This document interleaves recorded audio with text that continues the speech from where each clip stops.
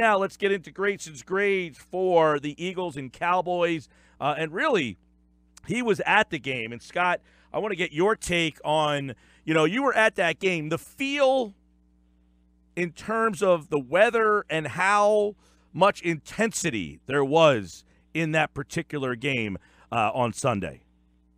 Oh, it was definitely brutal. I mean, the weather was cold, the wind was bleeding. You have it was a flat energy. There were maybe, the stadium was maybe a little over half full, so it definitely was not the feel you're looking for in a regular season game.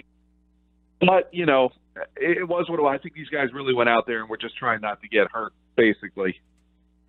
So the feel was that these teams were the Eagles specifically were kind of going through the motion. Because one of the things we always say, Scott, is, it's a week-to-week league.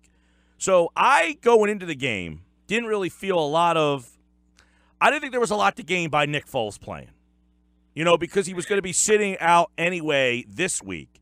And if the plan was to only play him a half, I can't really be convinced that him playing 20 snaps or 40, throwing 20 passes in a half was going to help him get on the same page with his receivers in those conditions. So did you get the same feeling that they kind of just wanted to get Nick a little bit of, get under center, get in, and get out? Or do you think that changed as the game kind of unfolded? I think it went that way, where they only wanted him to be in there for a series or two. And then the way it played out, it was just so bad. He was so off with his throws. Everything was going wrong for him personally, and the offense was suffering as a result. And I think Doug really wanted him to end on some sort of a high note, but at the end of the first quarter thought, you know what, I just need to end this. Let's get him out. And that's the way it kind of unfolded. I mean, the funny thing is, had Corey Smith caught that ball and scored, would that have been the only work for that starting group? I wonder, because it would have been the kind of high note I think Doug was looking for, and it didn't happen. It was after that all his accuracy, his bad throws really started to spiral. I didn't mind him playing because, look, it was cold. It's going to likely be cold in January. Go through the playoffs, and why not get Nick a little more experience playing in that? But he does look like he feels a little bit in the cold, and that wind has been going now 2 weeks in a row a little bit, and he's not throwing well in it. He did play in one playoff game in January against the Saints. We'll have to go back and look at what the temperature of that game was, because he played okay in that playoff game. I contend that game against the Saints, a lot of people will say, well, he left with the lead, which they did. I don't know that he missed a lot of throws in that game, and I thought Chip Kelly coached that game knowing that his quarterback could not win the game for him. Do you remember that game? I mean, it was they really did not say, Nick Foles, go win us this game. And I don't know that you're necessarily going to say that in any of these playoff games either. I think the Eagles are going to keep an eye on their defense, but I think Doug really has to call a game that benefits Nick. Now, look, he's better at these screens. He's better at some of these shorter throws. He can make the throw over the middle that's 10 to 20 yards. He does not throw the deep ball well. We've seen that the last couple of weeks. Unless something changes in some of these practices, I wouldn't expect that to really connect. But, they have to really get the running game going, too, to really help Nick. And I'll be curious to see if Doug makes that commitment to Ajayi and Clement, and if that can really help get Nick going, because he just has not had any momentum, any confidence, other than, if you want to call it the Giants game where he threw 4 touchdowns, maybe. But there's nothing recent to really build on here for Nick Foles.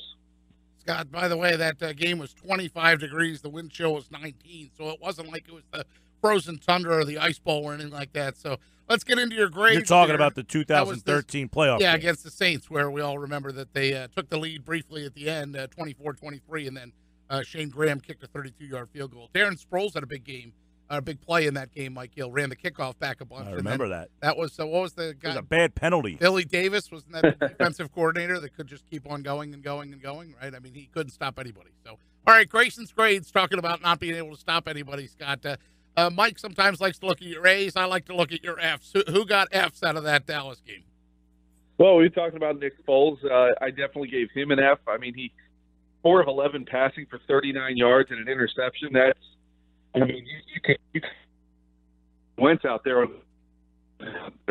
was it was just bad. As we talked about, he are high. You got to be careful. He keeps missing high, which concerns me because missing high is what leads to interceptions. But we all remember from Donovan McNabb, missing low is just incomplete passes. Then you have Torrey Smith, who I also gave it to, mostly because, like I said, had he caught that ball that Foles threw well right on the numbers, he very well might have scored a touchdown on that slant route, and that very well might have changed fortunes a little bit for both guys in terms of grades and how much or how little they might have played. So those were the two guys I gave Fs to. The crowd gave Sidney Jones a nice reception when he came in, and even though I was watching that on my TV, and I know you guys are behind the windows in the press box, I'm sure you were able to hear the reception for him too. What grade did you give Sidney Jones in his NFL debut? It was great to see him out there. I gave him a C. You're right, his NFL debut, and what I saw was a guy who was still trying to shake off some of that rust that you see.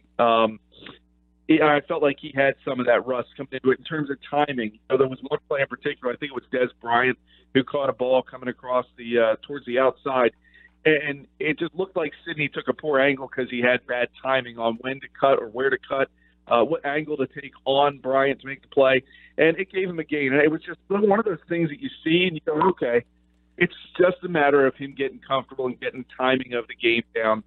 You can only do so much of that in practice. So it was huge for him to get that game experience, get that first NFL game under his belt. I don't know how much they might or might not use him in the playoffs, but they at least got to see a little bit of what he can do. And for him, got him out there. He was so excited after the game to have gotten that, that reward really for all the hard work he's put in. Well, and it's a good thing you talk about NFL experience, first NFL experience. That was the situation for Nate Sudfeld. He got out there. Did he play well enough for you to get any consideration? I mean, there's been talk. The minute he came in and did what he did, you know how the buzz goes. Yeah, I mean, it was hard not to like what Nate Sudfeld did at times, and that's why I gave him a C. It was inconsistent. Again, a guy who has not had much playing time, like you said, not at all, really. It's all about getting that NFL experience under his belt, getting that timing down. One time you saw him get blitzed, and he looked like a deer in headlights and got taken down. He froze. But what he did well, I thought, was, and showed you that I think he gives you that Nick Foles does not, is the mobility. I mean, his ability to kind of get out of trouble once he got a little more comfortable. At times with something like Wentz and the way that he's gotten out of the pocket, but he has great size too. He seems to throw the ball, really well. He's got a stronger arm than Foles, and these are all things that I wonder might make Sudfeld Wentz's backup down the road. Obviously, it's Foles' job right now. Foles started going into the playoffs. But I think what you saw out of Sudfeld is, look, if Foles gets hurt in a game, you have a guy who might be able to finish the game for you. Clearly, they're going to be relying on the defense, though. All right, Scott Grayson, of course, he'll be live at the Eagles and the we don't know who. We don't know and who. TBD. We don't know versus who. NFC South. Yes, I am looking at the box score from the Eagles-Saints game from 2013 and was instantly drawn to that Saints team. But that game was in Philly. The 6-seeded Saints were 0-5 on the road, leading into that game, and then they won a couple of games to get into the playoffs and ended up beating the Eagles, who finished that year at 10-7. In that game, Mark Ingram, 97 yards. They really did a good job on the ground, and they have a similar offense with a very similar, the same guy in Ingram, but a very dynamic player in Kamara. Yeah. So, Scott, which team to you, Carolina, Atlanta, or New Orleans, do you think is the best matchup for the Philadelphia Eagles? I think it's Atlanta, and for several reasons. I just don't think that they are consistent within the game. I think they're a better matchup for the Eagles, particularly for the offense against the defense.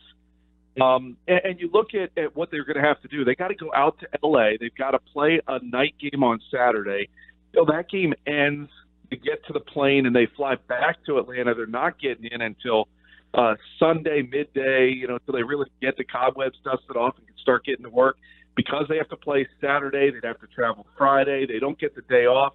I just think it would be a really tough ask of Atlanta to have to go to L.A., deal with the travel, get to Philadelphia, and play in Philadelphia. Not only that, but I think the matchups are better for the Eagles. I think the team you don't want to play out of the three is the Saints.